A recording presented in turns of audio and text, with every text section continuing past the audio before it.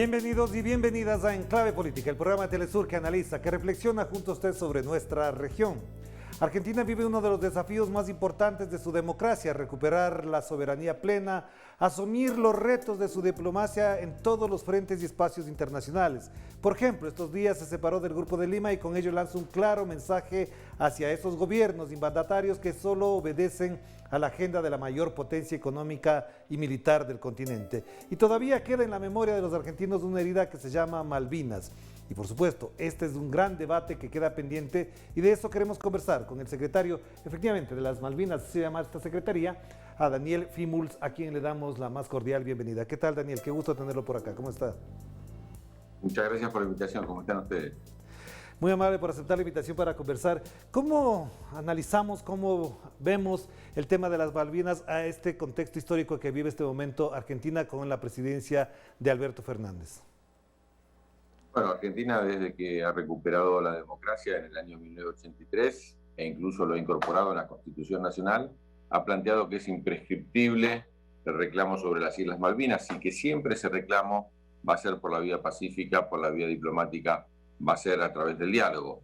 Quien no cumple con el diálogo es Reino Unido, que desoye las indicaciones que las Naciones Unidas le han dado ya hace mucho tiempo. En el año 1965, las Naciones Unidas han planteado que el diferendo territorial que tenemos, el diferendo por el ejercicio de la soberanía, tiene que resolverse por un diálogo bilateral entre Reino Unido y Argentina.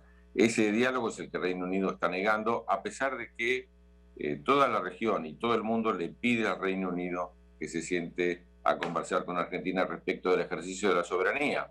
Lo ha hecho, como ustedes bien saben, el Mercosur, lo ha hecho la UNASUR, lo hizo también la CELAC, lo hace la OEA cotidianamente, por supuesto el Comité de Descolonización de Naciones Unidas, lo ha hecho el G77 más China, que son 133 países en vía de desarrollo, lo hizo muy recientemente el SICA, el Sistema de Integración Centroamericano, la cumbre de países africanos, la cumbre de países árabes, han planteado este tema como un tema central.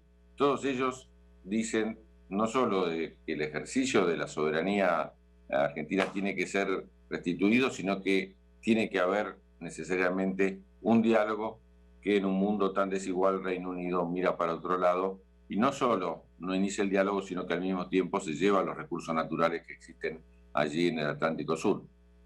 Claro, pero Daniel, efectivamente usted ha mencionado la serie de organismos y de gestiones que se han hecho, pero parecería que a eso el Reino Unido en general es de oídos sordos, es decir, su tesis, su postura es firme, parecería que es innegociable.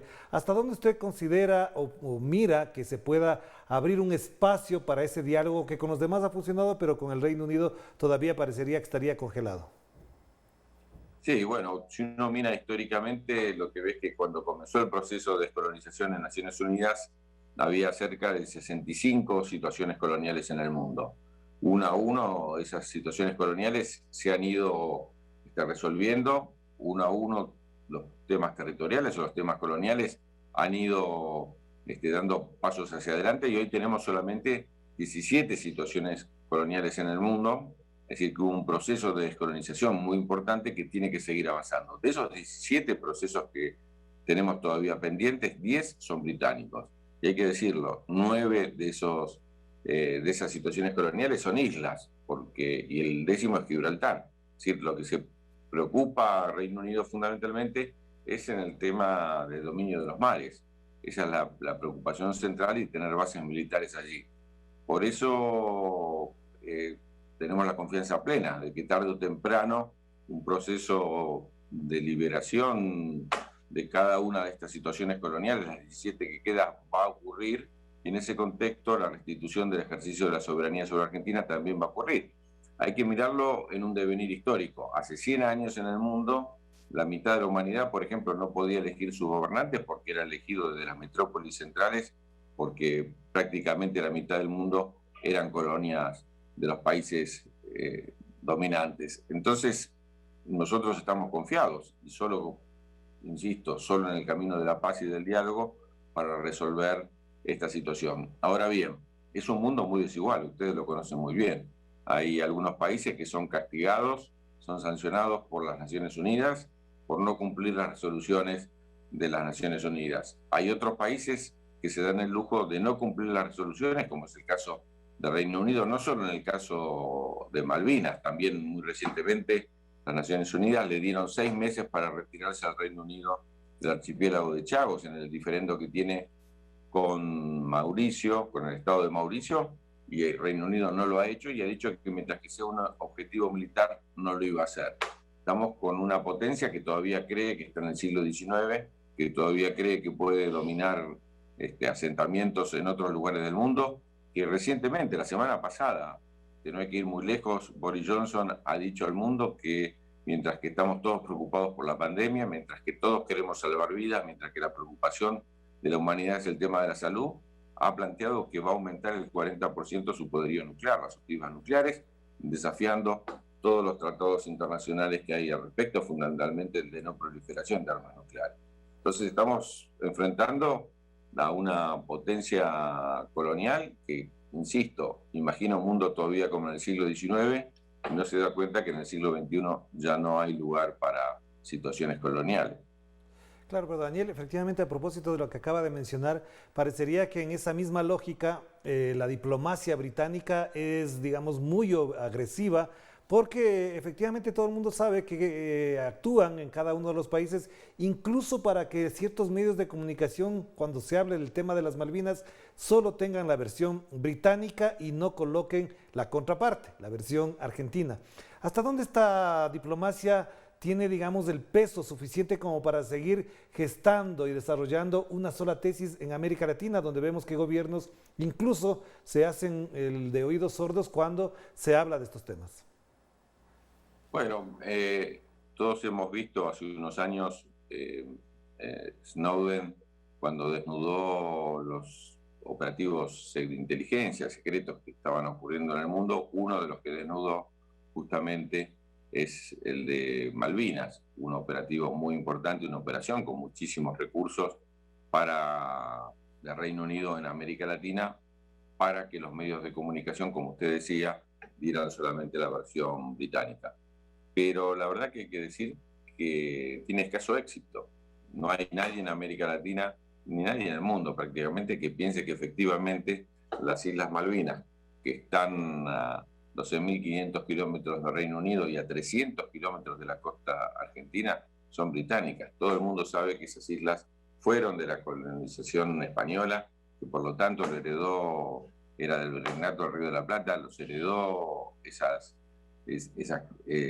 pertenencias, las heredó el gobierno de Buenos Aires, y lo sabe todo el mundo, a tal punto que cambian los gobiernos en América Latina. Tenemos gobiernos de diferentes signos, pero todos, por ejemplo, el año pasado en la OEA, incluidos los países del Caribe, que son parte del Commonwealth, muchos de ellos han planteado el apoyo a la Argentina. La CELAC, que incluye 33 países, e insisto, también en la CELAC están los países del Commonwealth, de la Comunidad Británica, también ha aprobado una declaración enorme de mucha importancia apoyando a la posición argentina. Es decir, que cambian los gobiernos en América Latina, pero la presencia del tema Malvinas y la solidaridad de América Latina, que vivió en su conjunto el proceso colonial allá hasta el siglo XIX, toda América Latina apoya a la Argentina. No tiene sentido que siga gastando plata Reino Unido en operativos de inteligencia para tratar de convencer a los latinoamericanos de lo que ya saben, y desde el año 1948,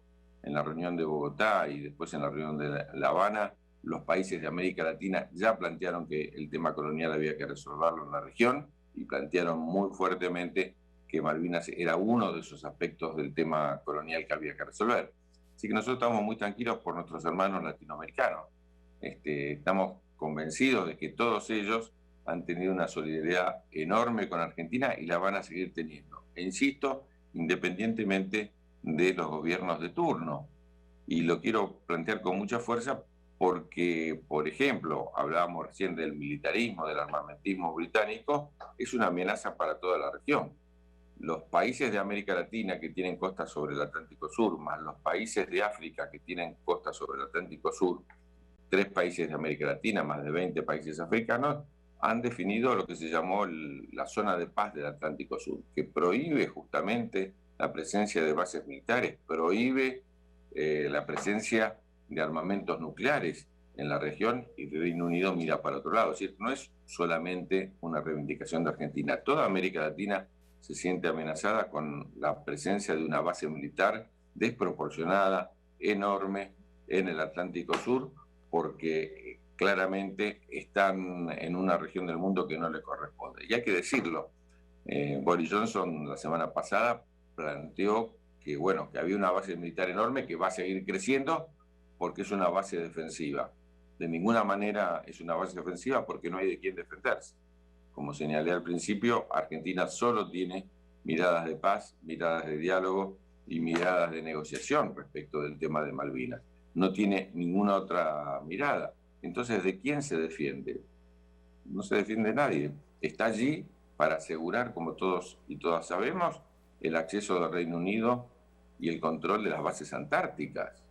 En la Antártida se define el futuro de la humanidad. En buena medida se define también el futuro ambiental de la humanidad.